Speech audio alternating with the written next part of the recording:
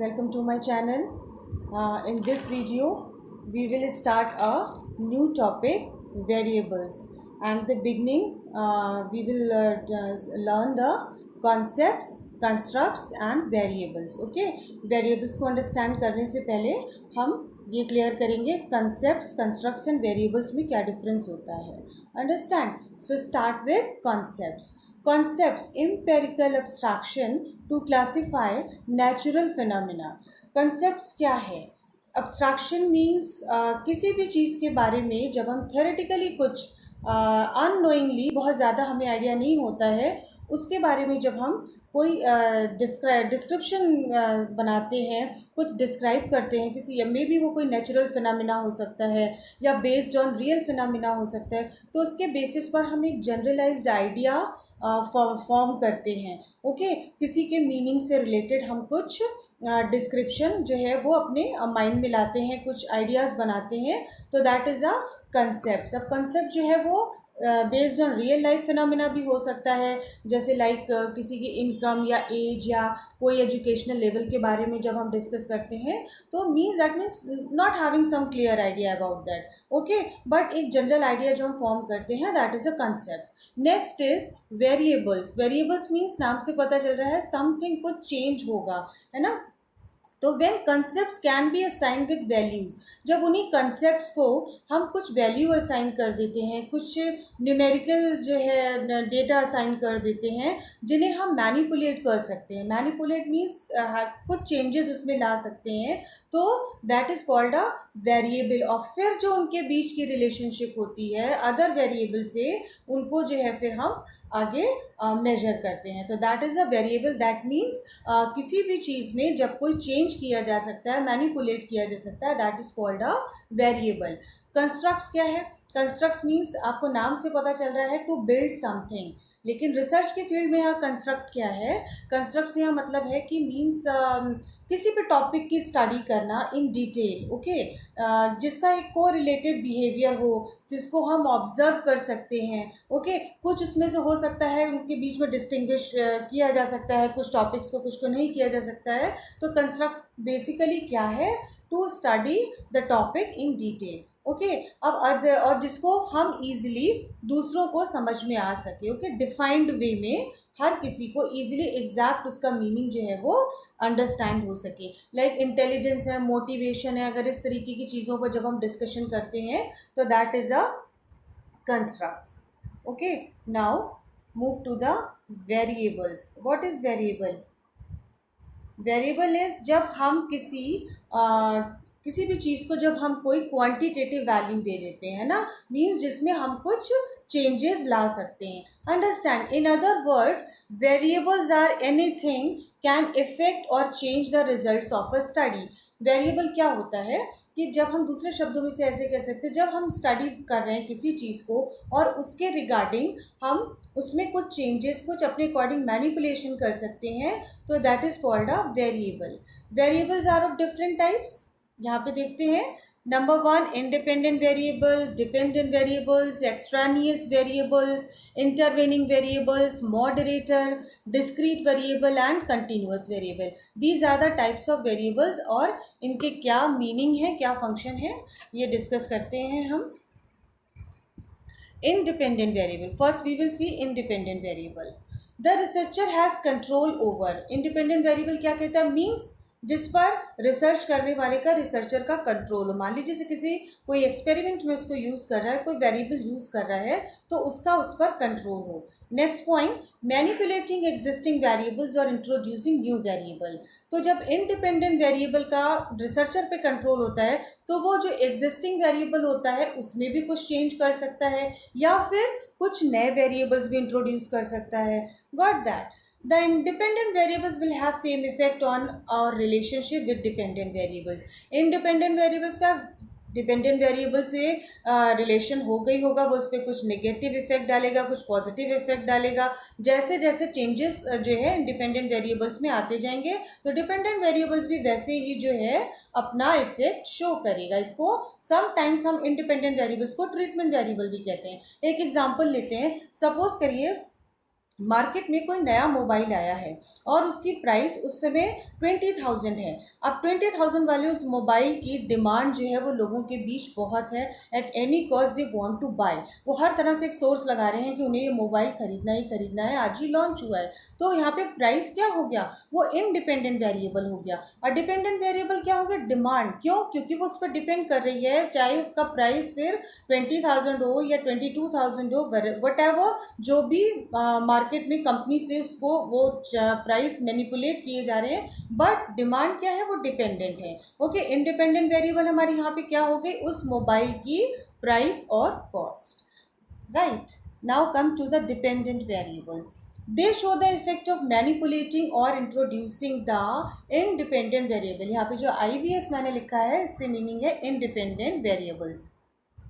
Dependent variables first ही मैंने आपको एक्सप्लेन किया, जब इंडिपेंडेंट वेरिएबल में कुछ चेंजेस आते हैं तो कोई मैनिपुलेशन होता है या फिर कुछ नए इंडिपेंडेंट वेरिएबल जब हम इंट्रोड्यूस करते हैं तो डिपेंडेंट वेरिएबल पर उसका इफेक्ट जरूर आता है, जरूर शो होता है। राइट, यहाँ पे देखिए ऐसे समझाया भी है, variation in dependent variable and the effect of variation happens in independent variables. तो उसका इफेक्ट इंडिपेंडेंट वेरिएबल पर भी दिखेगा।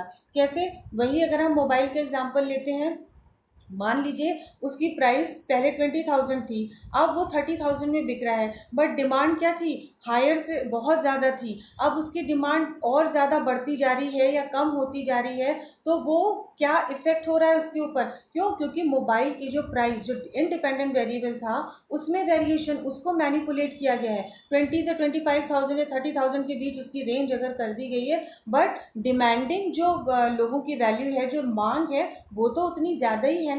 तो दैट मीन्स उसके डिमांड पर भी उतना ही फर्क पड़ रहा है कि या तो लोग उसे कम खरीदेंगे या जिन्हें ज़्यादा ज़रूरत होगी तो वो उसकी डिमांड उसके अकॉर्डिंग बढ़ेगी या घटेगी। तो यहाँ पे डिमांड क्या हो गया, वो that is a dependent variable and price is again a independent variable. Right, तो the values of dependent variable depend upon another variable the independent variable. जिसकी भी डिपेंडेंट वेरिएबल की जो वैल्यू है वो किस पर डिपेंड करेगी, इंडिपेंडेंट वेरिएबल पर। जैसे जैसे उसमें चेंजेस आएंगे उसको मैनिपुलेट किया जाएगा, डिपेंडेंट वेरिएबल जो है उसमें भी मैनिपुलेशन और चेंजेस और उसका इफेक्ट वो दिखाई देगा। It is use in experimental design, ये भी एक्सपेरिमेंटल डिज़ाइन में ही यूज़ होता है, मतलब जब कोई एक्सपेरिमेंट करते हैं तो वहाँ पे जो भी वेरिएबल्स दिए जाते हैं उसमें ये हेल्पफुल होता है। Our next top point is next type of variable is continuous variable. Continuous variable is a variable that has an infinite number of possible value. इसमें किसी भी चीज़ के किसी भी infinite number of possible value, जिसकी मतलब कोई लिमिट ना हो। इनफाइनाइट मीन्स उसकी एक पॉसिबल वैल्यूज ये एक्यूरेट शो करता है। Like example height, weight, age, है ना। इनकी जो है एग्जैक्ट वैल्यू भी, किसी की हाइट है तो हम एग्जैक्ट हाइट बताएंगे, एग्जैक्ट वेट बताएंगे, उसकी एज कितनी है, 72 है, 16 है या 55 का है ना। तो एक एग्जैक्ट वैल्यू उसकी जो है, मतलब मीन्स हाइट, वेट की तो वेट और एज की कोई लिमिट तो है नहीं। कंटिन्यूअस वेरिएबल है, इसमें तो चेंजेस आते ही रहेंगे, है ना। हाइट भी चेंज होती है, वेट भी चेंज होता है, एज भी घटती बढ़ती है। Right, now come to the next is discrete variable. These are those variables that can be expressed only in integer values. That means discrete variable क्या होता है, वो variables हैं जो सिर्फ जो है एक होल नंबर में जिनकी बात की जा सके, but not in decimals. Okay, अभी जैसे हम लोग नंबर ऑफ पीपल के बारे में बात करते हैं कि वहाँ कितने लोग थे, मान लीजिए 5 लोग थे या 10,000 लोग थे, तो हम ये तो नहीं कहेंगे ना कि वहाँ पे 10,500 लोग पीपल थे।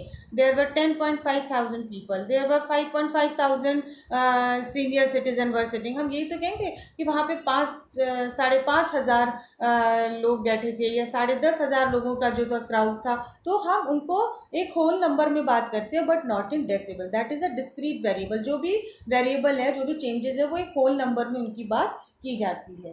Right, now next to the extraneous variable. Extraneous means, extra नाम से पता चल रहा है, beside the independent variable a dependent variable can be influenced by other independent variables which are not a part of a study. देखिए यहाँ पे इसको समझते हैं। इंडिपेंडेंट वेरिएबल के अलावा अलग से जो डिपेंडेंट वेरिएबल है वो किससे इन्फ्लुएंस होता है, जब बीच में कोई इंडिपेंडेंट वेरिएबल और ऐड हो जाए जो उस स्टडी का पार्ट ना हो, उस पूरे ग्रुप का पार्ट ना हो, है ना। इंडिपेंडेंट वेरिएबल पर भी इफेक्ट के अलावा डिपेंडेंट वेरिएबल किन चीज़ों से इफेक्ट करता है, जब बीच में अलग से कुछ और एक्स्ट्रा इंडिपेंडेंट वेरिएबल्स ऐड हो जाएं। इसको देखिए हम एक एग्जांपल से ही समझते हैं। मान लीजिए मार्केट में कोई आयुर्वेदिक कोई मेडिसिन आई है, ठीक है। उस समय वो 150 उसकी कॉस्ट थी, 150 कॉस्ट थी और उसकी डिमांड भी ज़्यादा थी, लोग ज़्यादा खरीद रहे थे। बट ऑल ऑफ सडन तो यहाँ पे क्या हो गया, जो हमारी आयुर्वेदिक मेडिसिन थी वो इंडिपेंडेंट वेरिएबल हो गया, उसकी डिमांड है ना। और जो उसकी डिमांड थी, जो भी इसका मतलब लोगों के बीच उसकी अच्छी जो उसकी सेल ज़्यादा हो रही थी, that is a dependent variable. अब इंडिपेंडेंट वेरिएबल के अलावा देखिए डिपेंडेंट वेरिएबल कैसे अफेक्ट कर रहा है, जब मार्केट में या तो उसकी जो इंडिपेंडेंट वेरिएबल जो हमारी आयुर्वेदिक मेडिसिन थी, या तो उसकी कॉस्ट बढ़ी है, या उसकी क्वालिटी में कुछ इफेक्ट आया है, या फिर जो है उसके कंपैरिजन में कुछ अदर कंपनीज खड़ी हो गई हैं जिनकी डिमांड अचानक से ज़्यादा हो गई। तो इसके बीच में जो एक्स्ट्रा इंडिपेंडेंट वेरिएबल्स है वो क्या हो गया, या तो change in price, lower quality, presence of other Ayurvedic medicine, जो भी वट एवर बी द जो इंडिपेंडेंट वेरिएबल्स बीच में आ रहे हैं, that are the extraneous variable जो अफेक्ट कर रहे हैं डिपेंडेंट वेरिएबल को। कैसे, उसकी या तो डिमांड कम होती जा रही है ना, या घटती बढ़ती जो भी जा रही है, वो किसी तरह से इंडिपेंडेंट वेरिएबल जो एक्स्ट्रानियस वेरिएबल बीच में आ गए हैं उनकी वजह से डिपेंडेंट वेरिएबल को अफेक्ट कर रहा है, राइट। आई होप आपको क्लियर होता जा रहा है ये। नेक्स्ट हम पढ़ेंगे, this is our next is moderation variable. Okay, moderation variable क्या है, a variable that influence or moderates the relationship between two other variables and thus produces an interaction effect. Moderation variable क्या है, दो जो हमारे variables हैं, ठीक है, डिपेंडेंट और इंडिपेंडेंट, उसके अलावा जब उसका इफेक्ट, है ना, दोनों वेरिएबल्स पर पड़ता है तो वो मॉडरेशन वेरिएबल का आता है, और जिनका इंटरेक्शन उन दोनों वेरिएबल से होता है। कैसे, इसको हम एक एग्जांपल से समझिए। मान लीजिए यहाँ पे टीचिंग मेथड, देखिए मैंने यहाँ पे शो किया हुआ है, टीचिंग मेथड एक इंडिपेंडेंट वेरिएबल है। कोई टीचर कोई लेक्चर मेथड यूज कर रहा है as a independent variable, understand. अब जो वो पढ़ा रहा है उसका इफेक्ट किस पर पड़ रहा है, उसका अचीवमेंट लेवल कैसे जो आ रहा है वो स्टूडेंट को देख के पता चल रहा है कि how much the students have achieved. तो अचीवमेंट यहाँ पर क्या हो गया, हमारा डिपेंडेंट वेरिएबल, ठीक है। तो ये इंडिपेंडेंट डिपेंडेंट वेरिएबल की बात हो गई। बट अगर हम यहाँ पे देखें कि उस टीचर की टीचिंग कितनी इफेक्टिव थी, है ना, अगर हम उसके इफेक्टिवनेस को चेक करें तो that is a moderate variable जो अफेक्ट कर रहा है अचीवमेंट टेस्ट को भी, राइट। तो यहाँ पे हम देखेंगे टीचिंग मेथड इंडिपेंडेंट वेरिएबल हो गया, टीचिंग इफेक्टिवनेस जो बीच में आके मॉडरेट वेरिएबल की तरह काम कर रही है, जिससे उसके स्टूडेंट्स के अचीवमेंट लेवल पर भी इफेक्ट पड़ रहा है, जो एज अ डिपेंडेंट वेरिएबल काम कर रहे हैं, ठीक है। देखिए इंडिपेंडेंट वेरिएबल इफेक्ट कर रहा है डिपेंडेंट वेरिएबल को, और उसका दोनों का इफेक्ट किस पर हो रहा है, किसका इफेक्ट हो रहा है, मॉडरेटर वेरिएबल का। आई थिंक अगर आप इसको ध्यान से समझें तो आपको ये क्लियर हो जाएगा। सारे वेरिएबल्स को जो है आप क्या कहते हैं कंपेयर करके पढ़ेंगे तो that will be easy for everyone. Next is intervening variable. Intervening variables means it is helpful to explain the relationship between two variables. Intervening यहाँ पे नाम शो नहीं हो रहा है, आप देखेंगे इसको थोड़ा जूम करके तो आपको दिखेगा वीडियो में। This is a relationship between two variable. These are not directly observable but linked with the independent and dependent variable. ये ऑब्जर्वेबल नहीं होता है, ऐसा कुछ खास इसका इफेक्ट शो नहीं होता है, लेकिन ये दोनों के बीच में एक लिंक की तरह से काम करता है। इंटरवीनिंग मीन्स इंटरमीडियरी, है ना, बीच में जो आकर अफेक्ट करे दोनों वेरिएबल्स को। कैसे, एक एग्जांपल लेते हैं। मान लीजिए कोई फैमिली है, उसकी अच्छी इनकम है, they are getting good salary, okay, good salary उन्हें मिल रही है, तो जिससे उनकी लॉन्ग जो they live a long life, है ना, उनका मतलब अच्छी एक काफ़ी टाइम तक उनकी एज है, 80-90 की एज है, और वो अच्छी तरह से लाइफ स्पेंड कर रहे हैं। तो इसमें मतलब एक इंडिपेंडेंट वेरिएबल क्या हो गया, good income of the family, और डिपेंडेंट वेरिएबल क्या हो गया, लिव लॉन्ग लाइफ, अच्छी लाइफ जी रहे हैं काफी एज होने के बाद भी। अब बीच में इंटरमीडिएटरी जो इंटरवीनिंग वेरिएबल है वो क्या हो गया, मे बी हो सकता है कि वो कोई गुड मेडिकल फैसिलिटीज ले रहे हो, अच्छी दवाइयाँ अच्छा ट्रीटमेंट लेते हो जब उन्हें कोई प्रॉब्लम होती हो, अच्छे अच्छे हॉस्पिटल्स में दिखाने के लिए उनके पास अच्छी क्या कहते हैं फैसिलिटीज़ है, गुड सैलरी उनकी है, अच्छी इनकम है फैमिली की। तो दैट मीन्स उनको जो है उनकी लिव लॉन्ग लाइफ किससे अफेक्टेड हो रही है, गुड मेडिकल फैसिलिटीज से। तो देखिए गुड सैलरी है इंडिपेंडेंट वेरिएबल जो या तो कनेक्टेड है गुड मेडिकल उनकी फैसिलिटीज से, और वो किसको अफेक्ट कर रही है, उनकी अच्छी लाइफ को, अच्छे एज में होने के बाद जो है वो काफ़ी टाइम तक जो है हैप्पीली जो है वो रह रहे हैं, उन्हें कोई ऐसी फर्दर प्रॉब्लम नहीं होती है किसी को। ओके, तो these are the kinds of variable हमने यहाँ पे इतने सारे डिस्कस करे। आई होप गाइज अगर आप इसको कंपेयर करके पढ़ें तो आपको अच्छे से क्लियर हो जाएगा। Okay, till then, thank you, good bye.